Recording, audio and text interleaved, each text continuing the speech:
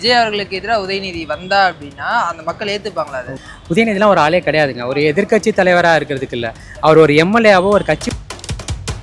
அதாவது விஜய்க்கு இங்கே அரசியல் தெரியலன்னு சொல்லி அவர் எப்பேற்பட்ட ஒரு அரசியல்வாதின்றதை அவர் ப்ரூவ் பண்ணிட்டார். இத்தனை வருஷம் திமுகவுக்கு எவ்வளோ லாயலாக இருந்திருப்பாங்கன்னு தெரியும். ஆனால் அந்த லாயல்ட்டியே வந்துட்டு ஒரு நிமிஷம் நம்ம திமுகவுக்கு இருந்தோமே, தப்பு பண்ணிட்டோமோன்றதை இனியும் வேற ஒரு தலைவன் உருவாகி விஜய் எதிர்க்கிறதுக்கு உருவானா உண்டு. என்னை பொறுத்த வரைக்கும் ஸ்டாலின் ஊழல் செஞ்சு சேர்த்த சொத்துக்களை பறிமுதல் செஞ்சு அரசுடைமையாக்கும் ஒரு திட்டம் அரசிடம் இருக்கிறதா சொல்லப்படுது. அப்படி பறிமுதல் பண்ணா என்னென்ன அமைச்சர்கள் கைதாவாங்க? ஒட்டுமொத்த அமைச்சர்கள் திமுக ஒட்டுமொத்த பேரும் வெள்ளை அறிக்கை வந்ததுக்கு அப்புறம் எந்தெந்த துறையில எவ்வளவு ஆட்டையை போட்டிருக்காங்க, லஞ்சம் பண்ணியிருக்காங்கன்னா எவ்வளவு டேரெக்டாக நீங்கள் உங்களோட வேலையை மட்டும் பாருங்க அப்படின்னும் போது அவரே சொல்றாரு இனிமேல் தரமா இருக்கும். அப்படின்னா இவ்வளவு நாள் தரமா இல்லாமல் இருந்ததுக்கு காரணம் திமுக அரசாங்கம் ஆட்சியில் இருக்கும் போதே அதிமுக அமைச்சர்கள் மேலெல்லாம் ரெய்டு போனாங்க. ஆனால் என்ன நடவடிக்கை எடுத்தாங்க? இந்த கைது நடக்கவே ஸ்டாலின் வரையும் தொடர்றதுக்கு வாய்ப்பு இருக்கா? கண்டிப்பாக. இப்போ அமைச்சர்கள் வாங்கியிருக்காங்கன்னா முதல்வருக்கு தெரியாமல் இருக்க போகிறது இல்லை. விஜய் சார் சிஎம் ஆகி 25 நாள் ஆகுது. அவருடைய நடவடிக்கைலாம் எப்படி ப்ரோ இருக்கு? ரொம்ப சூப்பராக இருக்கு ப்ரோ. ஏன்னா 1 மந்த் நீங்கள் சொன்ன மாதிரி குற்றச்சாட்டு நிறைய வந்துட்டே இருக்குல்ல, சட்ட ஒழுங்கு இன்னும் சீரமையில, ஒழுங்கு அவர் நடவடிக்கைலாம் எடுக்க மாட்டிருக்காரு. இப்போ நான் ரொம்ப சிம்பிளா சொல்றேன், நம்ம ஒரு புது வீட்டுக்கு குடி போறோம்னு வச்சுக்கோங்க, உடனே நம்ம செட்டில் ஆகிட மாட்டோம். நமக்கு செட்டில் ஆகுது நாட்டே அவர் கையில் கொடுத்துருக்கோம், ஒரு மாநிலத்தையே கொடுத்துருக்கோன்னும் போது அவர் செட்டில் ஆகிறதுக்கு கொஞ்சம் டைம் ஆகும். ஏன்னா இந்த போதைப் பொருளாக இருக்கட்டும் இல்லை மற்ற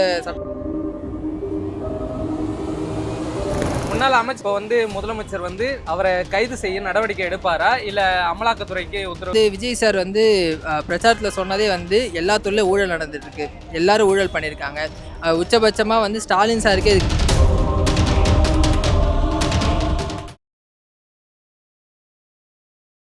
இப்போ ஸ்டாலின் பெருசாக கட்சி நிகழ்ச்சிகளில் பெருசாக பங்கு உதயநிதி தான் முன்னிறுத்தி அவங்க எல்லாத்தையும் ஃபேஸ் பண்ணுறாங்க அப்படின்னும் போது விஜய் அவர்களுக்கு எதிராக உதயநிதி வந்தா அப்படின்னா அந்த மக்கள் ஏற்றுப்பாங்களா? அது உதயநிதிலாம் ஆளே இல்லைன்றதுனால தான் அவர் திருச்சியில் கூட தெளிவாக சொன்னார். ஸ்டாலின் போட்டி விஜய் விச ஸ்டாலின் தான். உதயநிதிலாம் ஒரு ஆளே கிடையாதுங்க. ஒரு எதிர்க்கட்சி தலைவராக இருக்கிறதுக்கு இல்லை, அவர் ஒரு எம்எல்ஏவோ ஒரு கட்சி உறுப்பினராக இருக்கிறதுக்கு கூட தகுதியற்றவர். அதாவது விஜய்க்கு இங்கே அரசியல் தெரியலன்னு சொல்லி அவர் எப்பேற்பட்ட ஒரு அரசியல்வாதின்றதை அவர் ப்ரூவ் பண்ணிட்டார். அவர் பெரும்பான்மையை நிரூபித்ததாக இருக்கட்டும், அதிமுக உடைச்சதாக இருக்கட்டும், அந்த அமைச்சர்களை வெளிக்கொண்டு அந்த எம்எல்ஏக்களை வெளிக்கொண்டு அமைச்சரவையில் இடம் கொடுப்பாங்கன்னு எல்லாரும் சொல்லும் போது கூட அது அமைச்சரவையில் இடம் கொடுக்காம இத்தனை வருஷமாக அமைச்சரவையில் இடமே பெற வேண்டிய தகுதி உள்ள கட்சிகளுக்கு எல்லாத்துக்குமே அமைச்சர்கள் கொடுத்துருக்காரு. இப்போ அவங்க இத்தனை வருஷம் திமுகவுக்கு எவ்வளோ லாயலாக இருந்திருப்பாங்கன்னு தெரியும். ஆனால் அந்த லாயல்ட்டியே ஒரு நிமிஷம் நம்ம திமுகவுக்கு இருந்தோமே, தப்பு பண்ணிட்டோமோன்றதை யோசிக்க வச்சிருக்காருன்னா அவர் எப்பேற்பட்ட ஒரு அரசியல்வாதியாக இருப்பார். ஸோ என்னை பொறுத்த வரைக்கும் உதயநிதி ஸ்டாலின், விஜய் விசஸ் ஸ்டாலின்னு சொல்கிறாரு, பட் எனக்கு அதுலேயுமே உடன்பாடு இல்லை. இனியும் வேற ஒரு தலைவன் உருவாகி விஜய் எதிர்க்கிறதுக்கு உருவானா உண்டு. என்னை பொறுத்த வரைக்கும் ஸ்டாலினுக்குமே அது கேப்பபிலிட்டி இல்லை. உதயநிதி ஸ்டாலின்லாம் ஒரு ஆளே இல்லை. ஆனால் அதே மாதிரி ஊழல் செஞ்சு சேர்த்த சொத்துக்களை பறிமுதல் செஞ்சு அரசுடைமையாக்கும் ஒரு திட்டம் அரசிடம் இருக்கிறதா சொல்லப்படுது. அப்படி பறிமுதல் பண்ணா என்னென்ன அமைச்சர்கள் கைதாவாங்க? ஒட்டுமொத்த அமைச்சர்கள் திமுக ஒட்டுமொத்த பேரும் உள்ள போய் உட்கார வைக்க வேண்டியது. ஆல்ரெடி இங்கே பார்த்தீங்கன்னா மின்துறையில் ஏகப்பட்ட குளறுபடிகள் ஏற்பட்டிருக்கு. அதோட விஷயங்கள் எல்லாம் தோண்ட போகும்போது ஹார்ட் டிஸ்கெல்லாம் காணாமல் போயிருக்கு. அப்புறம் ஒருத்தர் கண்டுபிடிச்சிருக்காங்க. நிறைய பேப்பர்கள் எரிக்கப்பட்டிருக்கு. இந்த மாதிரி நிறைய விஷயங்கள் மறைக்க முயற்சி பண்ணிருக்காங்க.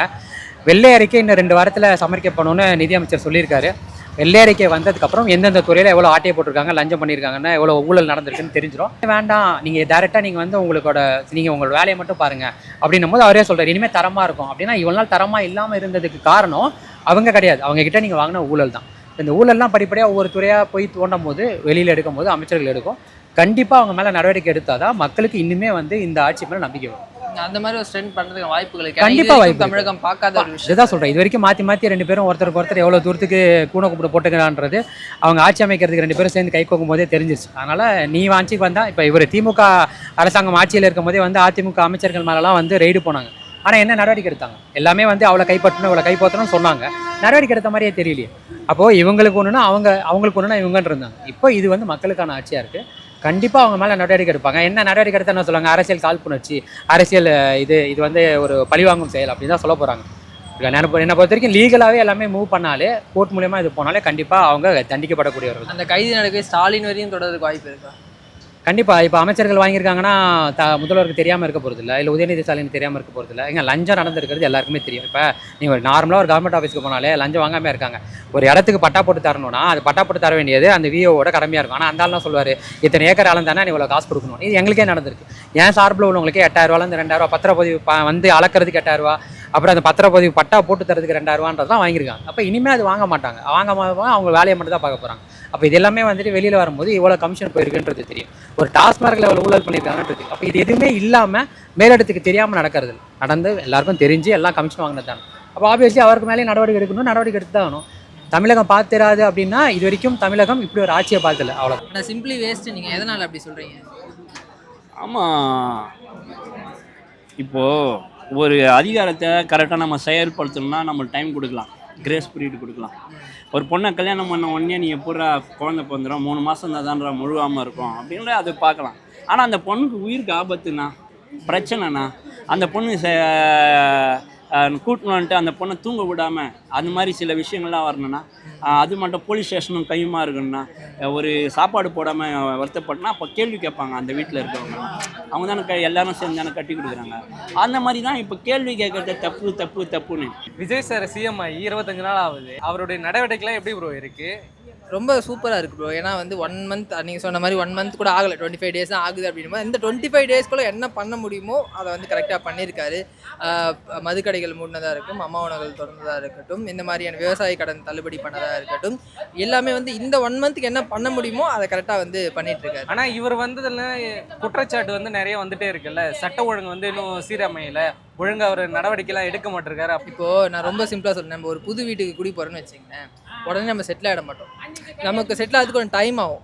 ஒரு வீட்டுக்கே அப்படின்னும் போது ஒரு நாட்டே அவர் கையில் கொடுத்துருக்கும், ஒரு மாநிலத்தையே கொடுத்துருக்கோன்னும் போது அவர் செட்டில் ஆகிறதுக்கு கொஞ்சம் டைம் ஆகும். ஏன்னா வந்து இந்த போதைப் பொருளாக இருக்கட்டும், இல்லை மற்ற சட்டமன்ற பிரச்சனையாக இருக்கட்டும், இங்கேருந்து ஸ்டார்ட் ஆனது கிடையாது. கடந்த 10-15 வருஷமாக இருக்குது. அதை வந்து ஒரே மாதத்தில் சரி பண்ணணும்னு நினைக்கிறது வந்து ரொம்ப ரொம்ப முட்டாள்தரம். அவர் இந்த 1 மந்த்துக்கு என்ன பண்ண முடியுமோ அதை வந்து பண்ணியிருக்காரு. நிறைய ஒயின் ஷாப்பில் போலீஸ் இருக்காங்க நைட் டைமில், அதெல்லாம் உண்மையாக ரொம்ப ரொம்ப வரவேற்கப்பட வேண்டிய விஷயம். ஆனால் அதை யாருமே வந்து பெருசாக பேசுறதில்ல. இது நடந்துச்சு அது நடந்துச்சு இந்த கிரிட்டிசிசம் மட்டும்தான் பண்ணுறாங்களே தவிர அவர் இந்த 1 மந்தில் அவருடைய சக்திக்கு எவ்வளோ பண்ண முடியுமோ அதை சூப்பராக பண்ணியிருக்காரு. அதை யாருமே வந்து ப்ரைஸ் பண்ணுறது இல்லை. அதே மாதிரி மேயர் பிரியா வந்து நடந்து கொண்ட செயல் வந்து எப்படி ப்ரோ நீங்கள் பார்க்குறீங்க? அதுதான் அந்த அரகன்ஸோட உச்சம். அது அந்த அரகன்ஸ் இருந்ததால் தான் இன்னைக்கு அவருடைய தலைவரே வந்து தோத்துட்டு வீட்டில் உட்காந்துட்டு இருக்காரு. அதே மாதிரி புரோட்டோகால்னு சொல்கிறாங்களே, அந்த புரோட்டோகால்லாம் ஒன்றுமே இல்லை ப்ரோ. அவங்க மக்களால் தேர்ந்தெடுக்கப்பட்ட ஒரு சட்டமன்ற உறுப்பினர், ஓகேவா? இவங்க வெறும் வார்டு கவுன்சிலரால் தேர்ந்தெடுக்கப்பட்ட ஒரு கவுன்சிலர். உச்சபட்ச அதிகாரம் அவங்களுக்கு தான் இருக்குது. சரி, நீங்கள் புரோட்டோகால்லாம் கூட செகண்ட் விடுங்க, அவங்க கையை நீட்டுறாங்க அப்படின்னும் போது ஒரு கர்டசிக்கு அவங்க கொடுத்துருக்கலாம்.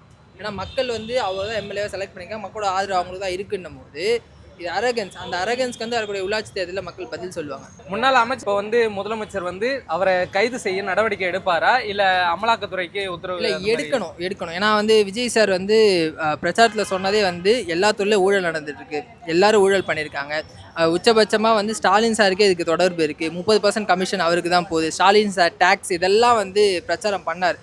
இப்போ அவர் ஆட்சிக்கு வந்துட்டார் அப்படின்னும் போது யார் யாரெல்லாம் ஊழல் பண்ணியிருக்காங்க, அதில் யார் யாருக்கெல்லாம் தொடர்பு இருக்குது, எந்தெந்த துறையெல்லாம் ஊழல் நடந்திருக்கு அப்படின்னு வெளிப்படை தன்மையோடு விசாரித்து அது யாராக இருந்தாலும், அது வந்து எம்எல்ஏவாக இருக்கலாம், இல்லை முன்னாள் மினிஸ்டராக இருக்கலாம், இல்லை வந்து முன்னாள் முதலமைச்சராகவே கூட இருக்கலாம், அவங்க ஊழல் பண்ணியிருக்காங்க, லஞ்சம் வாங்கியிருக்காங்க, முறைகேடுகள் பண்ணியிருக்காங்க அப்படின்னா கண்டிப்பாக அரெஸ்ட் பண்ணுவார்னு நம்புகிறேன். மக்களோட எதிர்பார்ப்பும் அதான் இருக்குது. ஏன்னா அதுக்காக தான் அவருக்கு வந்து வாக்களிச்சிருக்காங்க. அவர் நல்லது பண்ணுவார், ஒரு மாற்றத்தை கொண்டு வருவார் அப்படின்னா. இதுக்கு முன்னாடி திமுகவாக இருக்கட்டும், அதிமுகவாக இருக்கட்டும், சும்மா சொல்லுவாங்க நாங்கள் வந்து அந்த ஊழலை விசாரிப்போம், இந்த ஊழலை விசாரிப்போம் அப்படின்னு வந்து சொல்லுவாங்க. ஆனால் மாற்றி மாற்றி நடவடிக்கை எடுத்துக்க மாட்டாங்க. ஏன்னா அவங்க 2 பேருக்கு உள்ள கூடிய அண்டர்ஸ்டாண்டிங், நீ வந்தால் நான் உன்னை தொட மாட்டேன், நான் வந்தால் நீ என்னை தொடக்கூடாது அப்படின்றது தான் இதுவே தவிர. பட் 2 பேரும் இல்லாமல் இன்றைக்கி வந்து ஒருத்தர் வந்திருக்காரு அப்படின்னா கண்டிப்பாக மக்கள் எதிர்பார்ப்பு இருக்குது, அதை கண்டிப்பாக நடத்துவார். அதுக்கான டைம் வேணும், அதுக்கான ப்ராப்பர் எவிடன்ஸ் வேணும், அதெல்லாம் கலெக்ட் பண்ணிட்டு இருப்பாங்க. கண்டிப்பாக அது நடக்கும். அந்த கைது வந்து ஸ்டாலின் சார் வரைக்கும் போகிறதுக்கான வாய்ப்புகளும் இருக்குது.